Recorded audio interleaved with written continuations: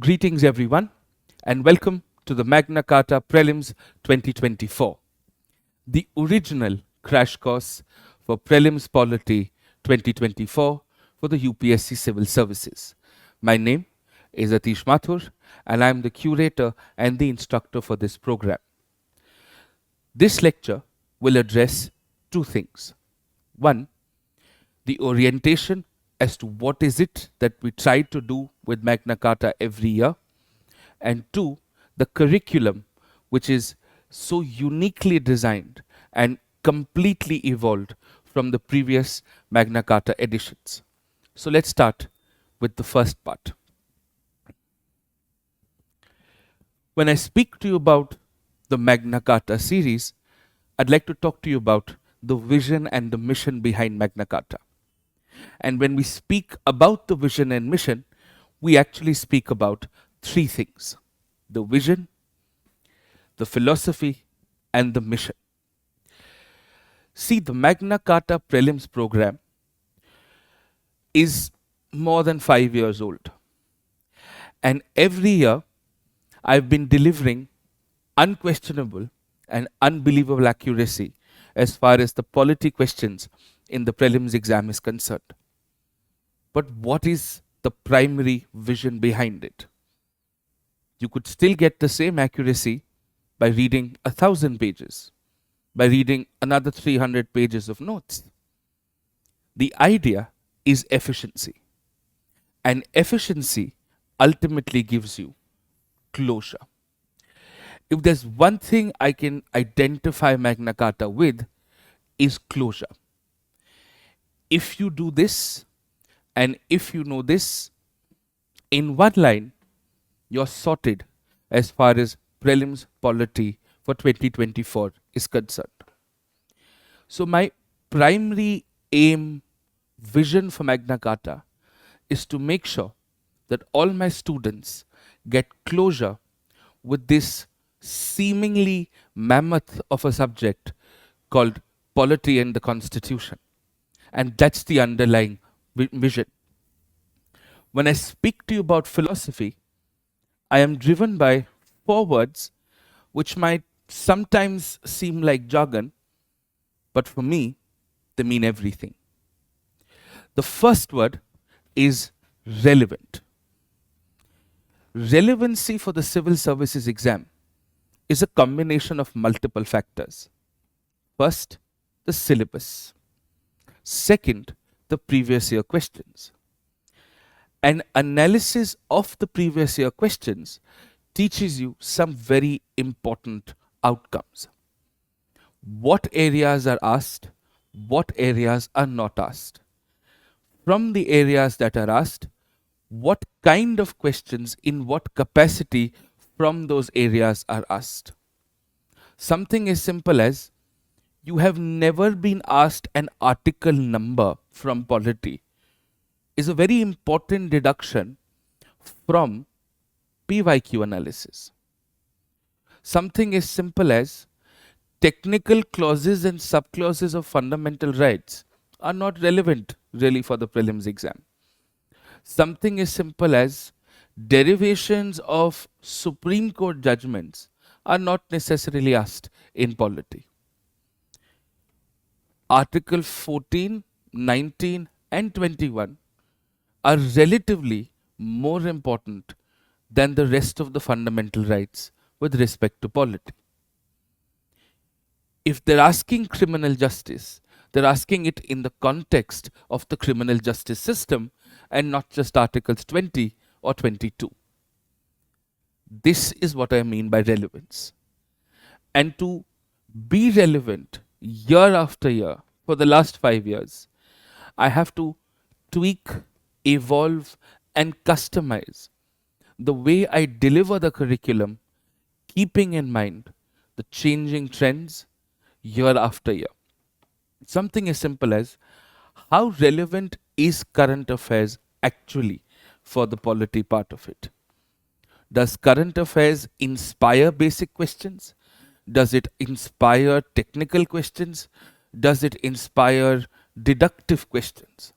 That's something we figure out when we really aim for relevance. 2. Comprehensive. Relevancy and comprehensiveness are two unrelated but correlated terms at the same time. They're unrelated because what is relevant may not necessarily have to be comprehensive. But how they're related is whatever is relevant has to be done in the most comprehensive manner. On top of it, whatever is not relevant still has to be covered in the minutest manner, in the most touch and go manner, in the most bare minimum manner, that just in case there is a question, it is always going to be a very basic question.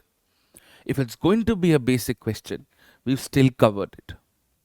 And in all of this, we can't be doing 500 pages because at the end of the day, the prelims is an input output game. You've got to get 110 in the prelims exam.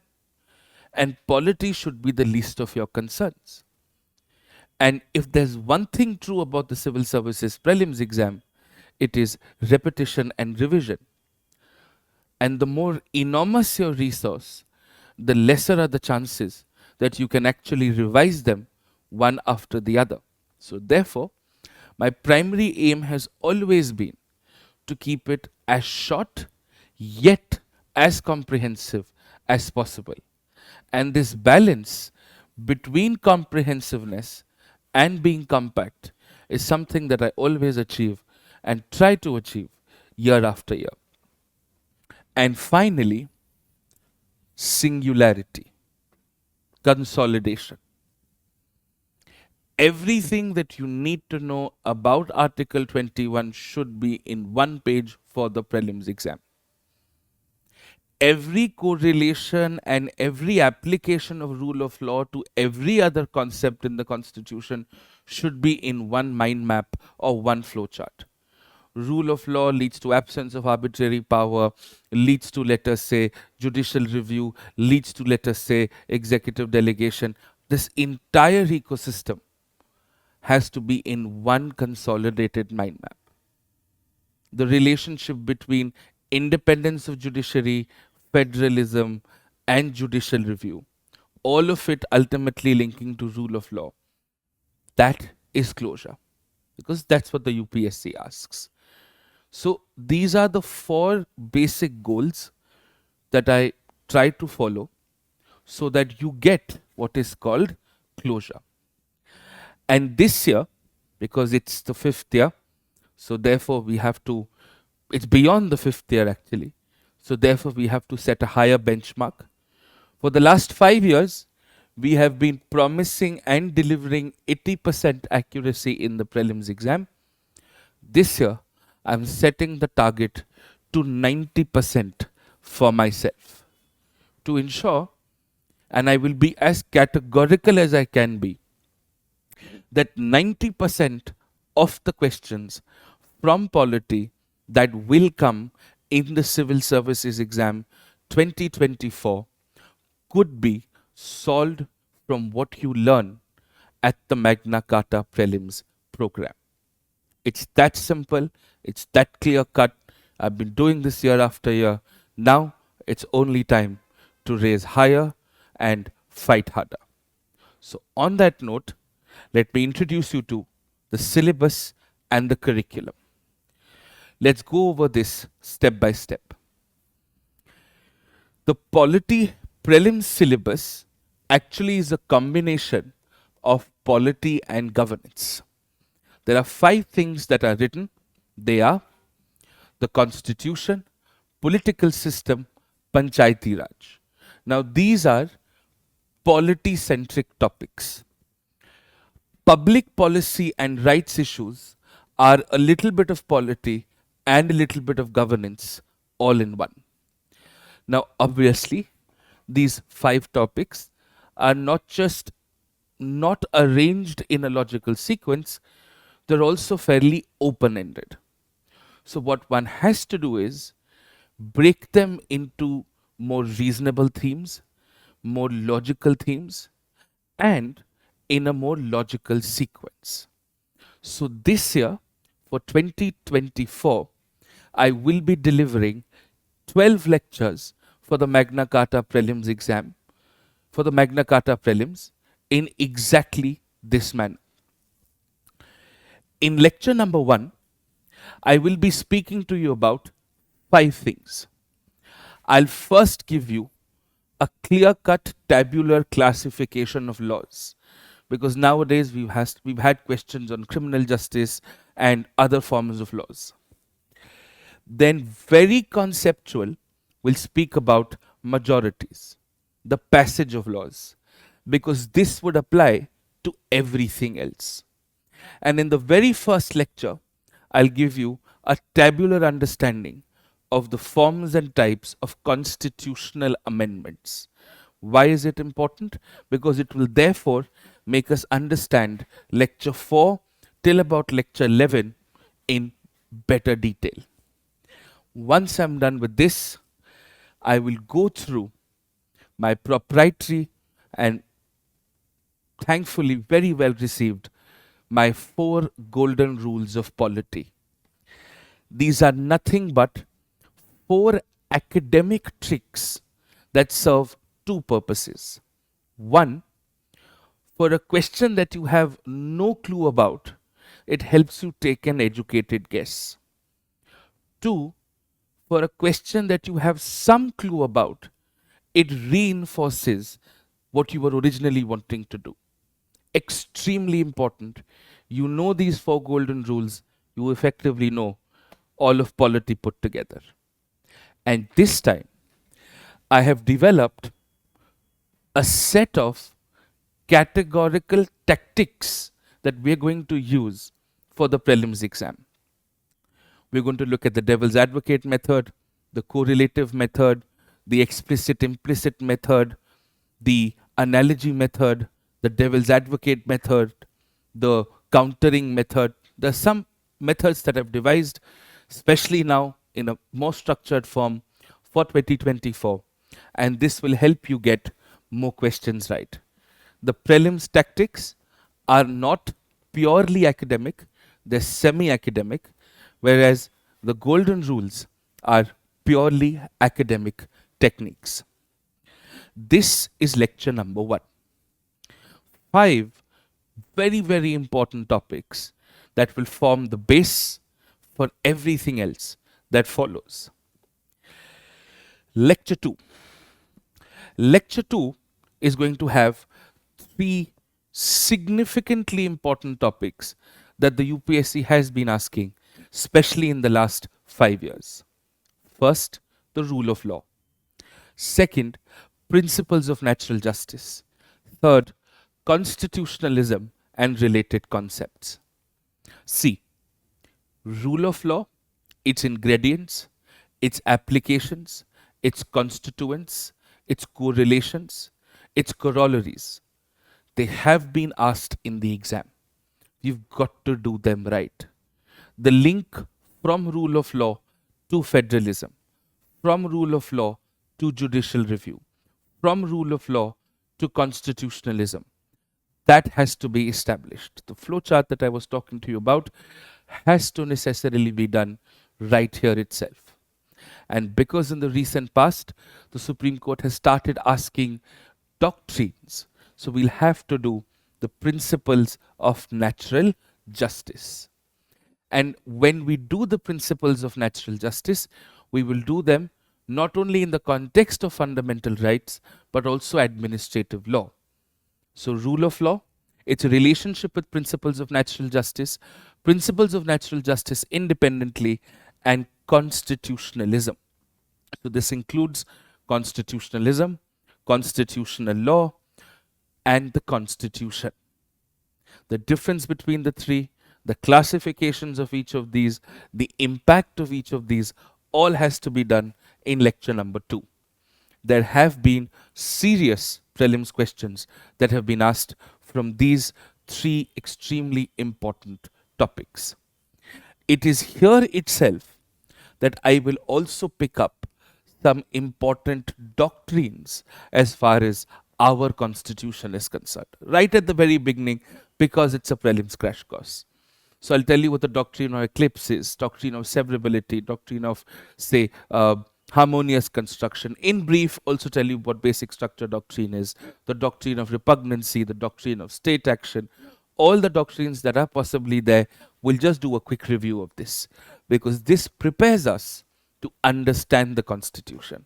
So lecture 2 is as vital as lecture 1 to, to not only get direct questions right in the pre, but to also understand what follows thereafter.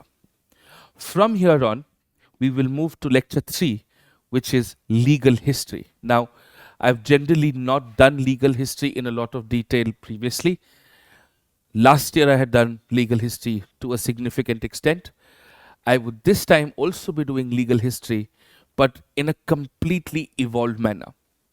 I'd be looking at constitutional antecedents, which basically means British pre-constitutional laws from the Indian Councils Act, Regulating Acts, Government of India Acts, to also documents that were produced during the Indian freedom movement, which have had an impact in the making of the Constitution.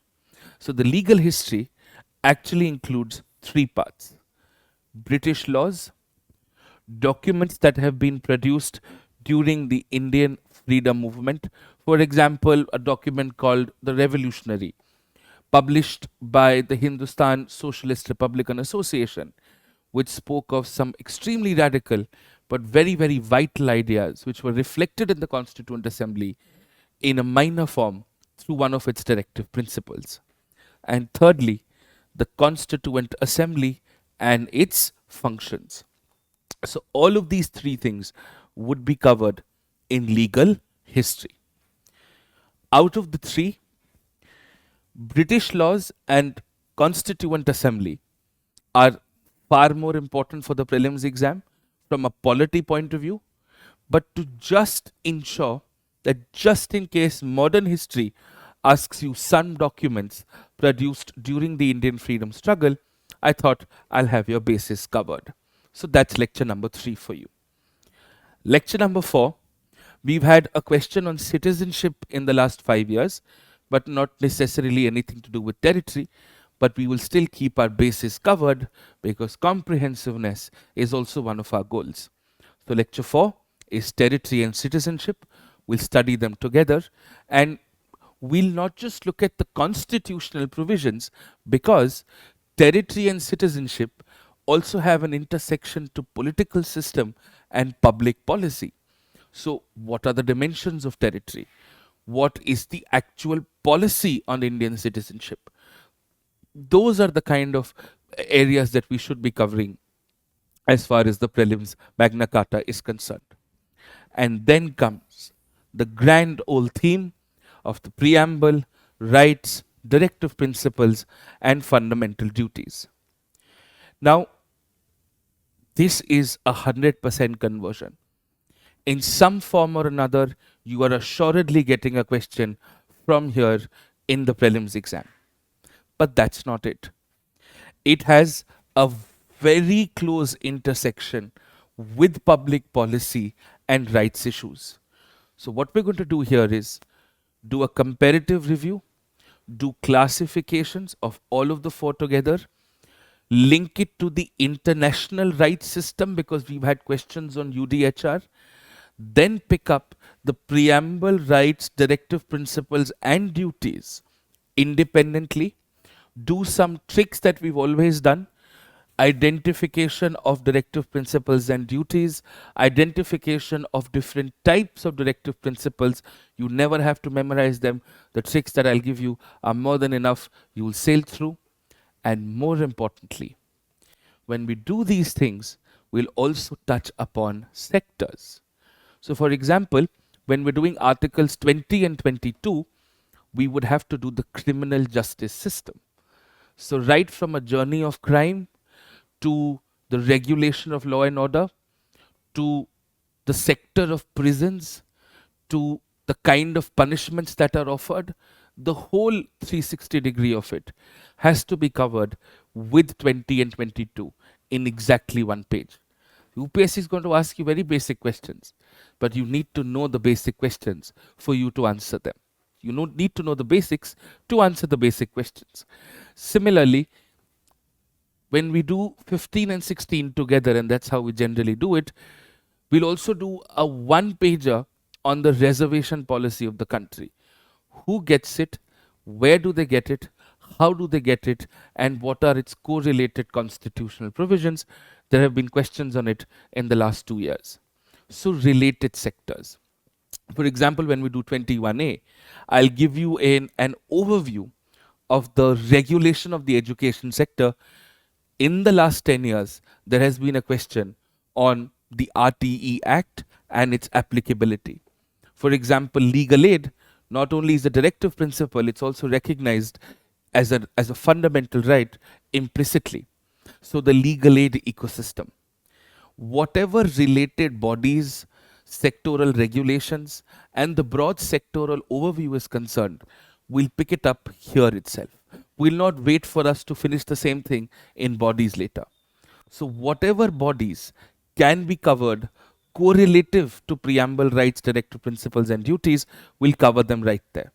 So, when we do 15 and 16, we will make sure through 14, 15, 16, 17, 18, we'll correlatively also finish National Commission for Scheduled Castes, National Commission for Scheduled Tribes, and National Commission for Backward Classes. Because in lecture number 1, I would have, in the prelims tactics, also given you a very important tactic to identify bodies, which would have covered in lecture number 1 already. We'll apply it here in lecture 5. So it's very, very accurately and very, very keenly designed. Lecture 6. Legislatures of the Union and the States. Again, this would overlap with political system as well. So when we do this, we also do the sector of elections, the Election Commission of India, a broad overview of election reforms. And mind you, we are in the election year this year. So there is a very strong chance you're going to get a question on elections in 2024 and assuredly in 2025 as well. So the electoral policy, electoral organizations, electoral reforms, very broadly, nothing in detail as far as reforms is concerned. The union and the state legislatures, their presiding officers, their procedures, their parliamentary business functions, and of course, related committees. All of them will be done together in addition to an understanding of the parliamentary system of government, because in effect, this is our political system. So that's lecture number 6 for you. As far as lecture number 7 is concerned, we'll do the same thing. We'll do the union and the state executive. We'll do the president. We'll do the governor. We'll do the ministers, both at the union level, at the state level. And we will also do the civil service. So when we do the civil service, because the civil service is a part, the central civil service is a part of the union executive. The All India Civil Service, when posted at the center, is a part of the union executive. So when we do this, we also cover the UPSC here in itself and finish it up because it's correlated to the civil service. And that's the executive. We'll also link in the Attorney General and the Advocate General here in itself because they are effectively sort of, not entirely, but definitely partially a part of the executive. So that's how the course has been designed in that specific context. That's how I'm different this year than the last 5 years. Then lecture number 8. It's not just the judiciary, it's also judiciary and legal systems, right? Now, the criminal justice system would have been covered in L5, but the legal system as a whole, the criminal justice system is a part of the legal system, but the legal system as a whole, judges, lawyers, litigants, courts, judges, lawyers, litigants. We'll look at the higher judiciary, the lower judiciary, the alternate dispute resolution systems, which also includes lok adalats, also includes gram nyayalays, and so on and so forth. It will take care of the entire judicial ecosystem. The questions that have generally come from here have been about the powers of the judiciary and very basic equipment questions or feature questions of alternate legal systems. Very surprisingly, we've also seen one question in the last 5 years on a corporate lawyer and an advocate and the Bar Council of India. So the regulation of the legal sector, the sectoral overview, which also becomes an instrument of public policy, will also be covered in judiciary and legal systems. From here itself, I'll move to lecture 9, which is separation of powers. We'll do the doctrine, we'll do its correlated applications, the relationship between separation of powers and rule of law, constitutionalism, judicial review. We'll do the exceptions to it, we'll do the transgressions to it. When we do separation of powers, we obviously touch upon checks and balances as a natural outcome to it. We'll understand whether it is a basic structure principle or not, and we do basic examples. So we do, how is the legislature separate from the executive separate from the judiciary, the legislature separate from the judiciary, and how do the three trinities of power keep a check on one another? That is lecture number 9. From here itself, we'll move to lecture number 10, federalism. And this is a big one. So when we do federalism, center-state relations, emergency, applications of federalism, types of federalism, institutions around federalism. So whether it is water state disputes, interstate water disputes, whether it's the Niti Aayog, whether it's about organizations such as the Interstate Council, and so on and so forth, the GST Council, everything, administrative relations, financial relations, legislative relations, all of it, everything together in maximum 3 to 4 pages on the board in front of you. So that's lecture number 10, federalism and its related aspects. Lecture 11 is local self-government and minor miscellaneous provisions, just to ensure there is closure, there's comprehensiveness, and there is consolidation. Now, mind you, the prelims syllabus specifically says Panchayati Raj, and local self-government includes both rural and urban. There have been questions on the Panchayat Extension Scheduled Act. There have been questions on the 5th schedule, the 6th schedule, some special advancements, questions on the Forest Dwellers' Rights Act in the last 10 years. So all of those things, therefore, have to make us do a comprehensive overview of the local self-government sector.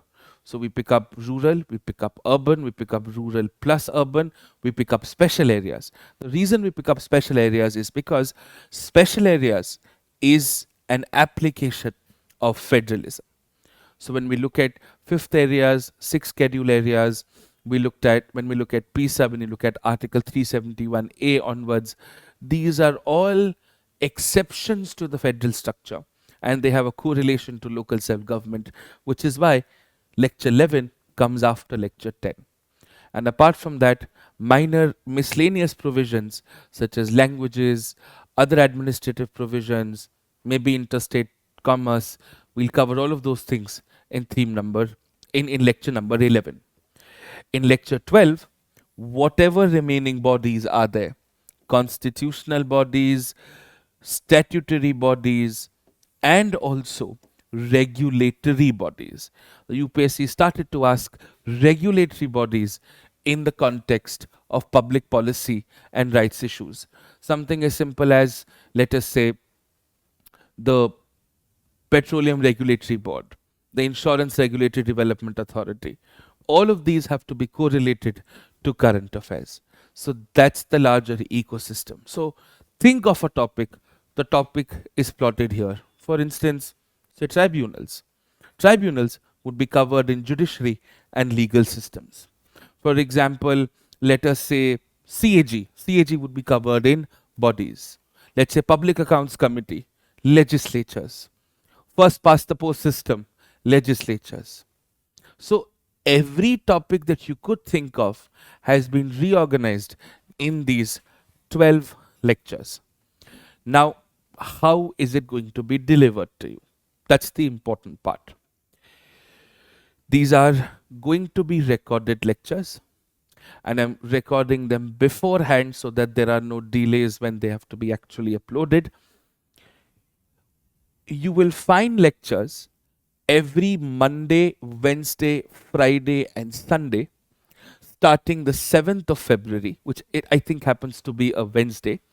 So on 7th of February 2024, you are going to be seeing this lecture and lecture number 1. Then on 9th of February, which is a Friday, you will see lecture number 2, and so on and so forth. So Monday, Wednesday, Friday, and Sunday is how you're going to see these lectures. Now, by this estimate, we should be done with the Magna Carta prelims by the 26th of February. And for the whole of February, every Sunday, for those of you who do sign up, I would be taking live doubt sessions with you from the portal itself. I'll share the discussion link with you and you can ask me questions there itself. So that's that. This is new in 2024. What else is new? In 2024, after a sufficient chunk is over, for example, after L5, I will do a PYQ lecture covering everything from L1 to L5.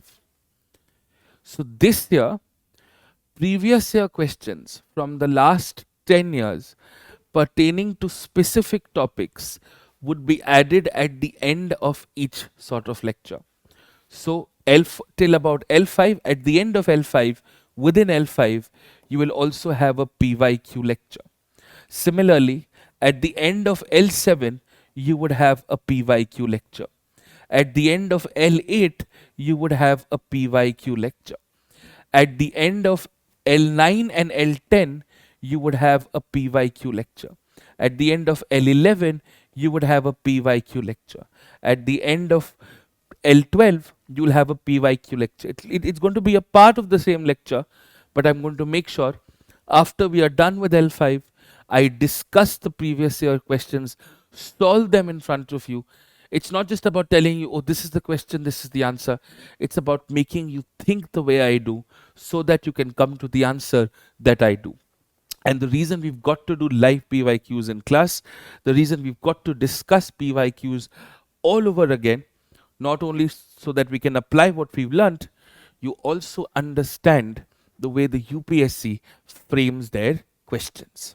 So that will be taken care of. Now, your syllabus also includes current events. So not only are current affairs integrated in the lecture, you also know every year I release something called the final lap. And this year, the final lap for all general studies subjects, which is basically my current affairs compilation for what I think is relevant for the prelims 2024, is going to be released on the 15th of March. Anything beyond that most likely will not be asked in the prelims anyway.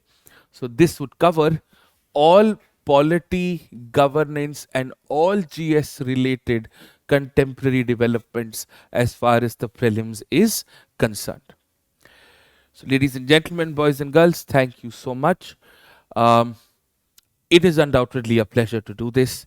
It is as thrilling, as challenging, and as difficult as it could be to make sure that there's a 90% accuracy. But if it's not challenging for me, I will not be able to make it worthwhile for you. I'd like to thank you for choosing me, for choosing Magna Carta, giving it the love that you always have, and only pushing me to get better. Because a Magna Carta can't be the same every year. We've got to get better year after year, do more, deliver more, and effectively teach better. Thank you for being you, and thank you for making me teach better every year. Really looking forward to seeing you in the doubt classes, and also I hope the Magna Carta does justice to you by delivering 90% of the prelims questions. And the Magna Carta comes with a delivery guarantee, which means this is contractually guaranteed for. You are assured that these lectures are delivered on these very dates, which is also why I ensured that there's already a backup, there are no tech glitches on my end, and everything's taken care of. Thank you again. See you in the lectures. Bye bye.